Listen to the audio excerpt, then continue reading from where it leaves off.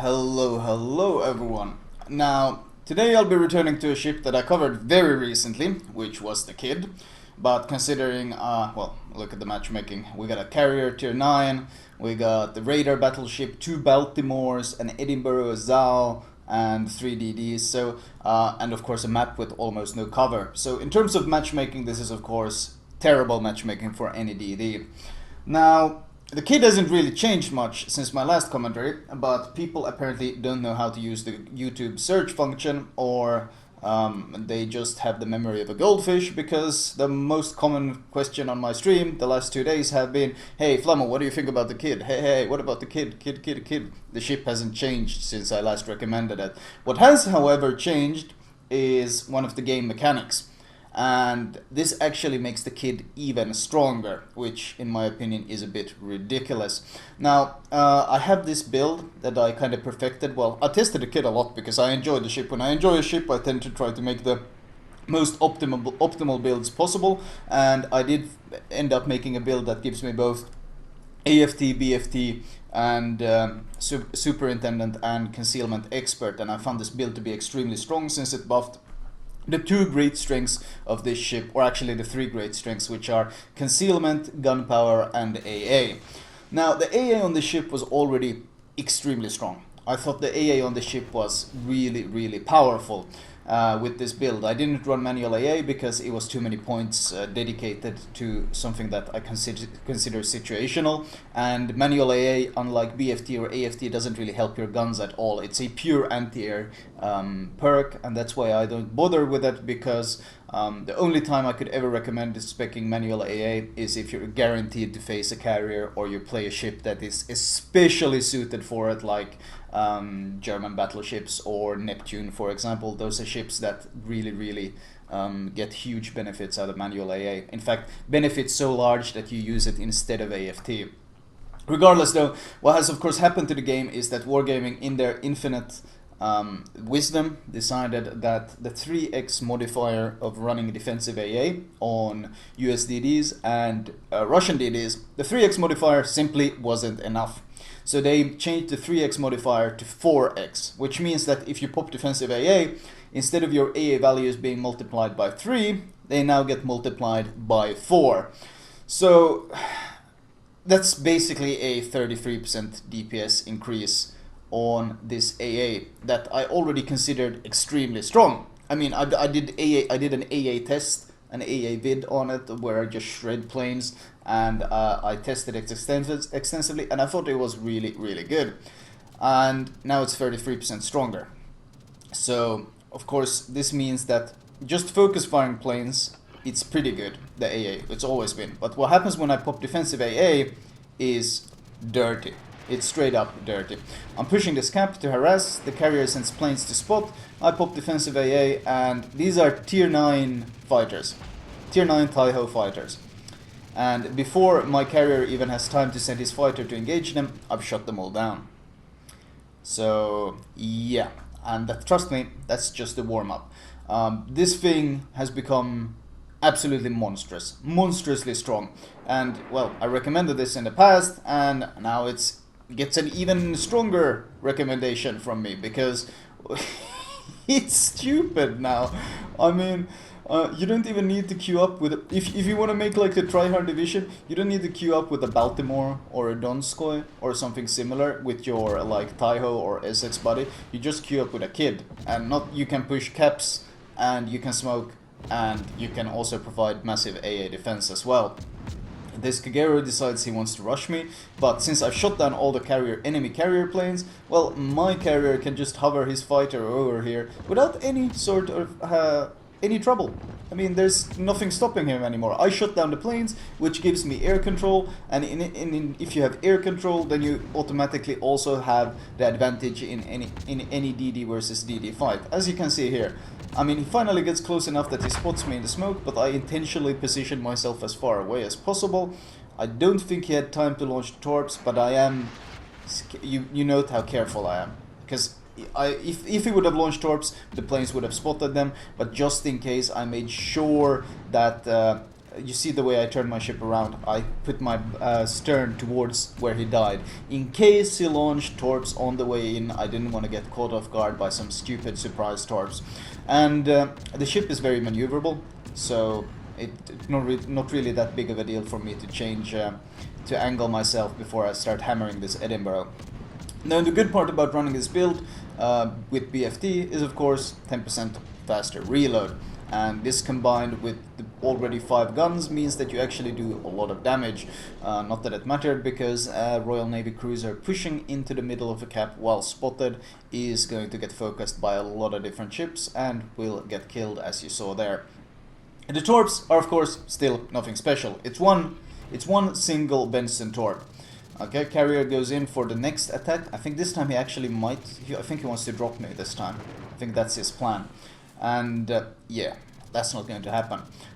This AA, plus the fact that I'm of course control clicking the squads, you can't see it here, but I control click the squads, and that gives me a 30% damage increase on them, on top of already this massive AA. So torpedo bombers, they don't even get close. It's not like you pop the defensive AA and then you spread out the torps enough to be able to dodge them like you usually do on DDs. No, you kill them before they can even reach you. You slaughter the planes before they even get close. It's insane. It's straight up, the AA is absolutely monumentally insane now. I would make the argument that the AA is better than some tier 9 cruiser AA. In fact, most tier 9 cruiser AA, it's probably better than that, because the range on the AA is 7.5 km on the long range aura with AFT and the AA range mod. And because, of course, the Kidd is a Fletcher hull, and Fletcher has dual-purpose guns, which means that the guns work both as anti-air and as your main guns, which means that anything that buffs AA or main guns, well, it's multi-purpose, which makes this spec so extremely powerful. Gearing goes in, but he has to dodge torps. I take the time as he's forced to actively dodge and scramble for torps to harass him as much as possible. And that's what you should do. If you see your carrier is focusing on DD, start shooting him, start harassing him. He's forced to sail in extremely predictable ways. He's going to struggle shooting you because he's going to be so focused on the planes and making sure he doesn't eat torps in any way. So I'm more than happy to harass him while I can. You saw that torpedo plane? He barely came within 7.5 and I instantly shot down one of the planes. So it's brutal. I have taken complete control of middle, and because I have taken complete control of middle, it also means I have given my carrier complete air superiority in the middle. And because we have complete air superiority in the middle, it means that any other DD that comes here, well, you saw what happened to the Kagero. He was perma-spotted by my carrier. This gearing, well, he's forced to smoke up and actively avoid these torps, and he's being dropped in the smoke as well. Which is a bit of a shame, since he's probably going to move to avoid them, which means he'll also avoid the torps I sent. And worst of all is the enemy carrier can't really help our gearing, because every time he tried to send any planes to help, I was shooting them down. So the Kidd plus any carrier, it doesn't matter, I think even up to tier 10 carriers is a insane combination. It just gives you so much damn control. And if tier 8 competitive was still a thing, I could easily see the Kidd taking many of the roles from the Akizuki. Carrier tries to go for a drop, sends in both torpedo planes. I mean, I turn into them by habit, but I don't really need to turn into them, because, well, his planes start dropping at 4 point something. Actually, they start dropping earlier than that. He doesn't even get a chance to get the drop off. I focus fire the torpedo planes, and the bombers do have time to drop me, but of course defensive AA panics them, and Taiho bombers, when panicked, have such a huge area, there's no chance of a bomb even dropping near me, and you can see the plane counter. My defensive AA finally runs out after I kill 13 planes from a 1 tier higher carrier trying to strike me. I had no carrier help. There were no fighter helping me. There was no other ship around, no battleship with AA or no cruiser with AA. That was me 1 versus 1 against a tier higher carrier. And I shredded his entire attack and took 0 damage. So when I said that this ship was already borderline overpowered in the past, with Wargaming's fantastic decision, since clearly defensive AA wasn't strong enough on these Russian and US DDs, now it's just straight up absurd. It's a monster. it's even more reason to not play carriers. I mean, like the game needed another reason for that, but apparently Wargaming considered that well, there's still a handful of people that enjoy carriers, so they're doing their utmost to fuck those poor people over in every single way. Amagi eats torps, so I'm obviously going to be spamming non-stop HE on him, because that means he's used his damage con, and RNG gods decide, well, Flamu, you haven't really gotten any fires until now, so we're going to give you a absolute ton of fires, non-stop fires, and this guy has a triple fire going on him right now, and no repair available, so he's obviously extremely dead at this point. You noted that I delayed my repair, or well, my heal. The heal is of course another feature of the Kidd that makes it so exceptionally strong.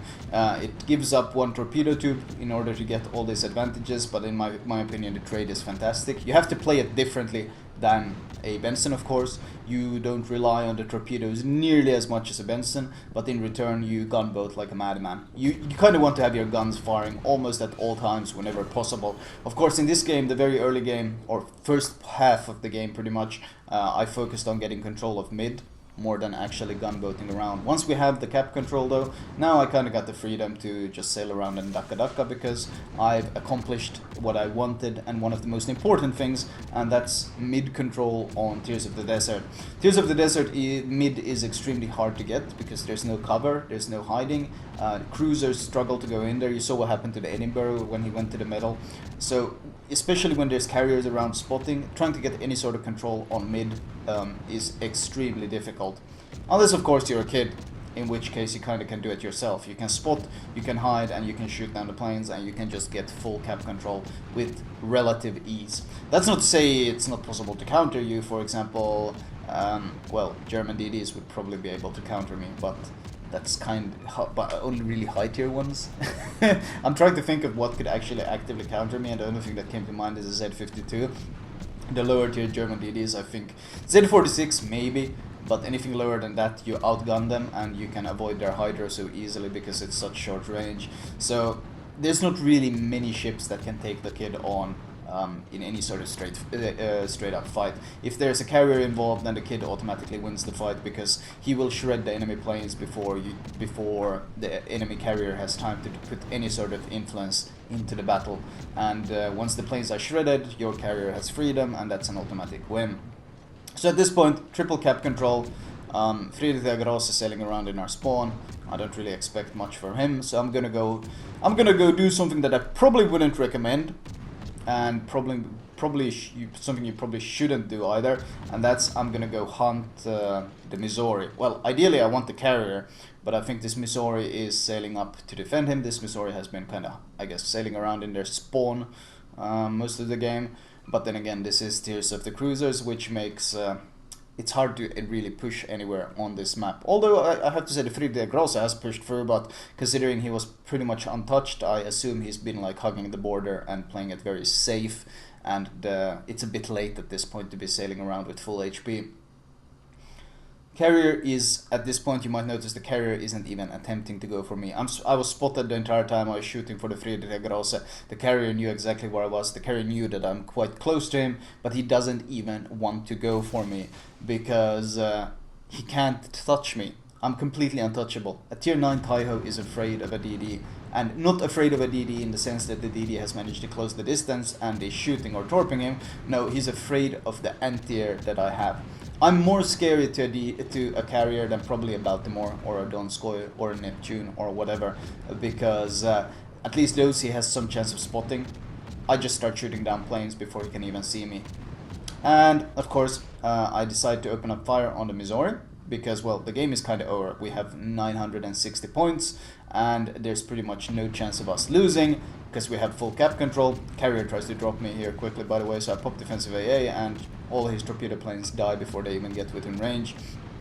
Anyway, this is something, of course, I don't really recommend. The only reason I'm doing this is because the game is so safe. We have a Taiho safe in our spawn, and we have a full HP Shimakaze, so the odds of us losing this game is practically zero. Otherwise, I would never take on a fight against the Missouri, because as you can see, Missouri AP is, well, Battleship AP is, of course, completely retarded. He was able to blap like 8k of my health with 1 or 2 AP shells, so Battleship AP is still, of course, the one counter to this ship ship that, well, it's the counter to all DDs because it's so brokenly overpowered against destroyers, which is of course in my opinion a bit stupid. I mean, a DD that is great against other DDs is great against carriers, but the so-called rock, paper, scissors thing doesn't really exist here because battleships are just fantastic against it. So he never bothers to switch ammo type. And once again, I'm not actually calling out the Missouri. I'm not saying it's bad play by him. I think it's bad design by Wargaming. When a battleship is in a 1 versus 1 against a DD and his best choice of ammunition is armor piercing ammo, that's just a black eye in Wargaming's face, and it just shows that the design of the game is broken in that sense, because if a battleship doesn't see the need to switch to HE when 1 versus 1ing a DD, something has gone pretty wrong in the design. However, I got fires on him, and I got fires on the Taiho, and amusingly, the Taiho actually burns to death from the fire I set on him, so the game does end. And what this means is, well, looking at the scoreboard, 828k credits. Note that this is without running the Zulu flag or the Wyvern flag. So this is pretty much, if you have a great game in the ship, this is the kind of money you can earn. So extremely good return on investment in that sense. 256 hits and only 10 fires. And most of this, I'm pretty sure I shot almost exclusively HE. We can look over that on the detailed report. 4 kills, sadly no Kraken, I would have needed 1 more. Only 1 solo cap, assisted in capping C, but more importantly is of course 36 plane kills. In fact, if we look at the team score, 3,300 base XP. And this is a tier 8 DD in tier 10 matchmaking against multiple radars and a carrier, and on one of the most unfriendly maps for anything besides a battleship, which is Tears of the Cruiser. So this was kind of like the worst, some of the worst matchmaking and one of the worst maps, and 3,300 XP.